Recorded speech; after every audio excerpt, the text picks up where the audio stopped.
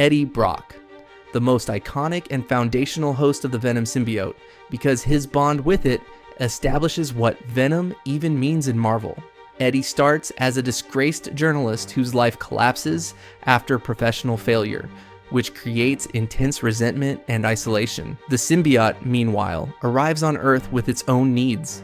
It requires a living host to survive, and it seeks someone whose emotions and goals align with its instincts. Eddie and the symbiote connect because they both feel rejected and both want a target to blame, creating a bond that is not just physical but driven by shared anger and obsession. The symbiote doesn't behave like a simple costume or gadget. It is a living alien organism that wraps around the host's body, interfaces with the nervous system, and responds to thoughts and adrenaline. Once bonded, it can reshape itself into armor, generate tendrils, form weapons like blades or hammers, and dramatically boost the host's strength, speed, and durability. It also heightens sensory input and can protect the host from injury by hardening instantly. At the same time, it comes with vulnerabilities, most famously intense sound waves and extreme heat, which disrupt the symbiote's biology and can force it to peel away or lose cohesion. What makes Eddie's version of Venom distinct is the relationship dynamic. Eddie isn't just using the symbiote, he's negotiating with it, resisting it, and sometimes cooperating with it, like a partner with its own will.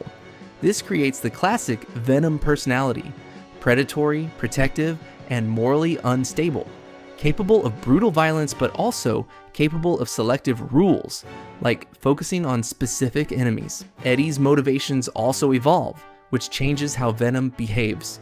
When Eddie is consumed by revenge, Venom becomes more monstrous and aggressive. When Eddie redirects that intensity toward protecting innocents or targeting worse threats, Venom becomes more anti-hero than villain. Eddie Brock's time as Venom also establishes the key idea that the symbiote bond amplifies what is already inside the host. The symbiote feeds on emotion and adrenaline, so strong negative feelings can deepen the dependency and make separation harder. Over time, Eddie and the symbiote can develop a near addictive cycle. Eddie feels empowered and complete as Venom, while the symbiote becomes attached to Eddie as a preferred host. That emotional dependency is part of why Eddie remains the benchmark host, because his bond is not just about power, but about identity, and the Venom name becomes inseparable from him. Flash Thompson represents a radically different type of Venom host because his bond with the symbiote is structured, supervised, and mission-focused rather than driven by personal revenge. Flash is a wounded military veteran who loses the use of his legs, which creates both physical limitation and a strong desire to serve again. Government agencies recognize that the symbiote can restore mobility and provide superhuman capabilities, so they place Flash in a controlled bonding program. This changes the Venom concept from chaotic alien partnership into a regulated military asset. When bonded to Flash, the symbiote restores his ability to walk by interfacing directly with his nervous system and compensating for damaged physical pathways. Beyond mobility, it grants the same core symbiote abilities: enhanced strength, speed, reflexes, and durability, along with shape-shifting weaponry and protective armor.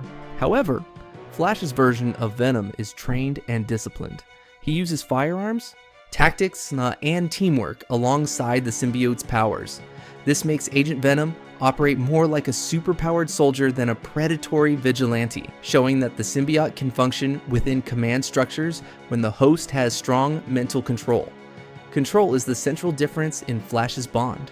To prevent the symbiote from overwhelming him psychologically, strict time limits are often placed on how long he can stay bonded during missions. Extended bonding increases the symbiote's influence and emotional bleed-through, risking loss of judgment or personality shifts.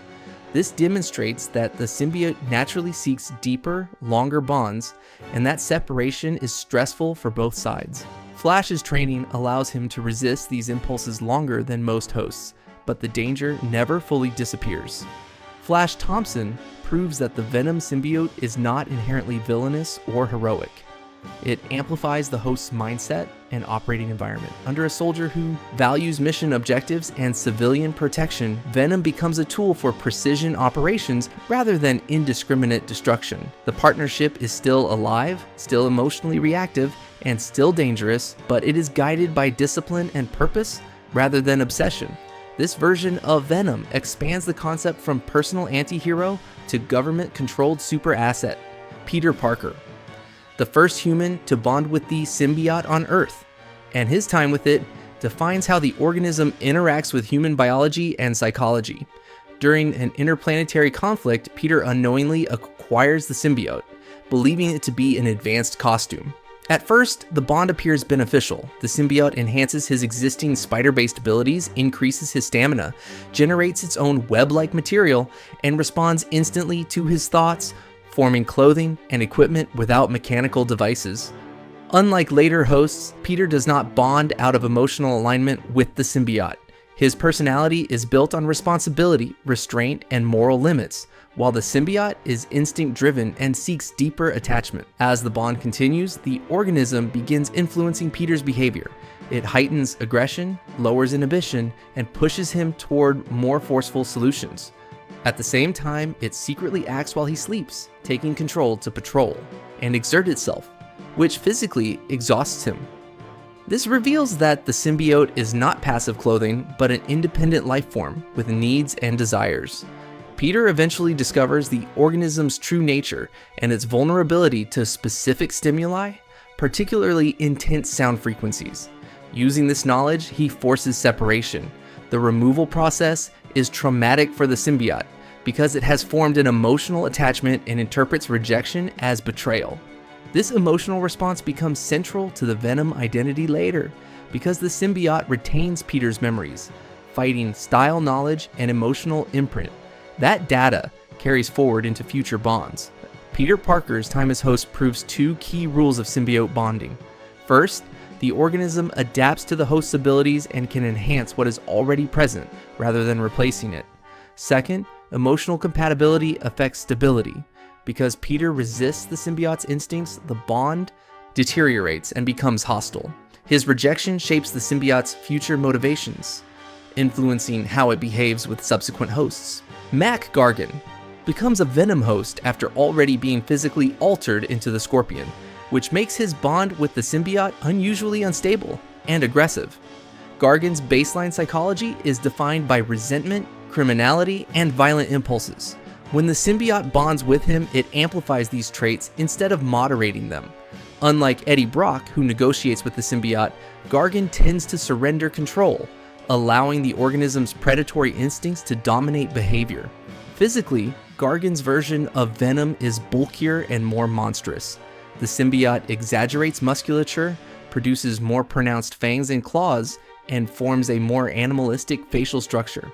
This shows that the organism adapts not only to the host's powers but also to psychological tone. Gargan's Venom is less controlled and more feral, relying on brute force and intimidation rather than tactical thinking. The symbiote's shapeshifting still allows weapon formation and armor, but it is used primarily for direct assault. The bond also highlights the risk of chemical and biological incompatibility. Gargan's body has already been altered by experimental procedures that created the Scorpion, meaning his physiology is not fully stable. The symbiote compensates by taking on more structural control, which reduces Gargan's autonomy. This creates a feedback loop where the more he relies on the symbiote, the more it overrides him, weakening his independent judgment and making separation more difficult. Matt Gargan's tenure demonstrates the symbiote at its least balanced state. Instead of partnership or discipline, the bond becomes a conduit for unchecked aggression. The organism still enhances strength, durability, and weapon formation, but the lack of restraint transforms Venom into a near-feral predator rather than an anti-hero or soldier. This host proves that the symbiote's morality is heavily dependent on the host's emotional and mental framework. Dylan Brock represents a new phase in symbiote-host relationships because he is not a standard human host. Dylan is the biological son of Eddie Brock, but his conception involves direct symbiote influence. This gives him a hybrid genetic profile, where human and symbiote traits are interlinked at a deeper level than a normal bond. As a result, Dylan does not merely wear the symbiote. His biology is partially designed to interface with it. Unlike earlier hosts who experience an external organism attaching to them, Dylan's connection functions more like a built-in compatibility system. He can communicate with symbiotes on an instinctive level and demonstrate awareness of their presence even when not visibly bonded. This suggests that his nervous system and the symbiote species share overlapping biological signals. Because of this, bonding causes less physical strain compared to first-time hosts, and the transition between states can be smoother and more controlled. Dylan's abilities also show that symbiotes can evolve beyond simple strength amplification. He demonstrates enhanced perception linked to symbiote activity and can influence symbiote matter at a distance in certain circumstances.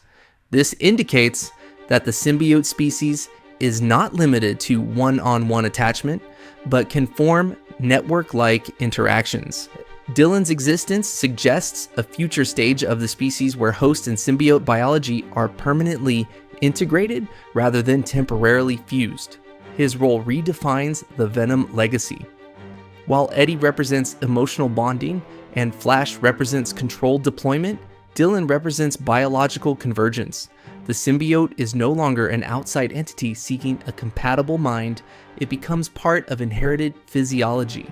This changes the nature of control, identity, and separation, showing that the Venom concept can shift from partnership to shared organismal identity. Mary Jane Watson becomes a symbiote host in a context shaped by trauma, stress, and emotional vulnerability. Unlike hosts who seek power or revenge, her bond is often driven by survival or crisis circumstances. This alters the dynamic of control. The symbiote responds strongly to fear, adrenaline, and protective instincts, which can intensify its activity and responsiveness. Instead of forming a bond around aggression, the connection centers on emotional overload and the need for immediate resilience. Physically, the symbiote grants her the same foundational enhancements: strength, durability, accelerated healing, and shape-shifting defense. However, because her baseline combat experience is limited compared to trained fighters or soldiers, the symbiote often compensates by acting more autonomously in high-threat situations. It can reinforce limbs, generate shields, or create striking appendages in response to perceived danger. This demonstrates that the organism can assume a semi-protective role when the host lacks tactical conditioning. The psychological dimension is critical. Mary Jane's emotional states can cause rapid fluctuations in symbiote behavior. Strong fear or desperation can push the organism into defensive overdrive, while emotional grounding can stabilize the bond. This shows that the symbiote is highly sensitive to emotional signals, not just conscious commands. In her case, the bond illustrates how symbiotes can serve as survival amplifiers rather than instruments of conquest. Her time as a host highlights that compatibility is not solely about aggression or strength. The symbiote can bond with individuals whose defining traits are emotional endurance and protective instinct. Instead of becoming a predator-focused Venom, the result is a reactive, defense-oriented version that prioritizes shielding and escape. This expands the understanding of symbiote-host dynamics beyond combat specialization into psychological resilience. Telkar, a Kree soldier who bonds with the symbiote under structured military conditions, demonstrating how the organism functions with non-human physiology and advanced training. The Kree are an alien species with different biological baselines from humans, including altered metabolism and resilience. The symbiote adapts to this physiology by integrating with Telkar's nervous system and muscular structure, enhancing his already trained combat profile rather than compensating for inexperience. Because Telkar is conditioned for discipline, obedience, and mission focus, the bond emphasizes tactical efficiency. The symbiote forms streamlined armor configurations, reinforced striking surfaces, and adaptive defense suited for battlefield environments. This shows that the organism's shape-shifting is influenced by the host's operational mindset. Instead of exaggerated monstrous features, the configuration often appears optimized for mobility, protection, and weaponized precision. The bond also illustrates how memory and learned behavior transfers between hosts. At various points, Telkar undergoes memory suppression and later restoration, which affects how he interacts with the symbiote. When memory alignment shifts, so does control and trust within the bond. This confirms that symbiote partnerships depend not only on biology, but also on cognitive continuity. Identity, training, and memory directly influence how effectively the organism responds. Telkar's tenure proves that the symbiote species is adaptable across species barriers and can function within rigid military hierarchies. The organism becomes an extension of a trained combatant rather than an emotional amplifier. This host demonstrates symbiote use as a strategic enhancement platform rather than a personality-driven transformation. And Wayne bonds with the symbiote during emergency circumstances, showing how the organism can form a short-term but highly effective partnership and does not seek power or conflict. The bond occurs to address immediate danger or survival needs.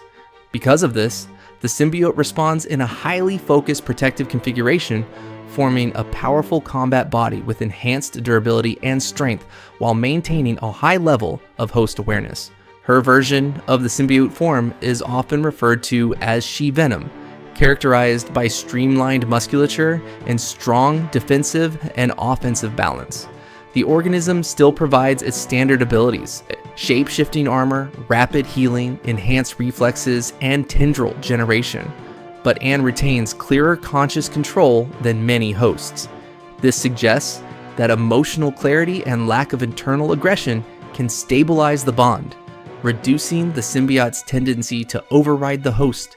The psychological aspect of her bond centers on trust and emotional connection. Because of her personal history with Eddie Brock, the symbiote already recognizes familiar emotional patterns, which can reduce bonding friction. This indicates that symbiotes retain emotional memory across hosts and can respond differently depending on relational context. Compatibility is therefore influenced not only by individual traits but by prior shared emotional environments. Anne Wayne's time as host demonstrates that symbiote bonding does not have to be long-term to be effective. A stable emotional state, clear survival objective, and absence of power-seeking motives can produce a balanced, cooperative form of Venom. Her case highlights the symbiote's ability to operate as a temporary protector rather than a permanent identity, concluding the range of host relationships from emotional dependency to controlled deployment and emergency alignment. And that's every Venom host, from unstable rage-fueled bonds to military-controlled symbiote soldiers and even full-on hybrid evolution. Same alien organism, completely different results depending on who's inside the suit. So here's the real question. If the symbiote bonded with you, would it turn you into a hero, an anti-hero, or a full nightmare fuel villain? Drop your answer in the comments.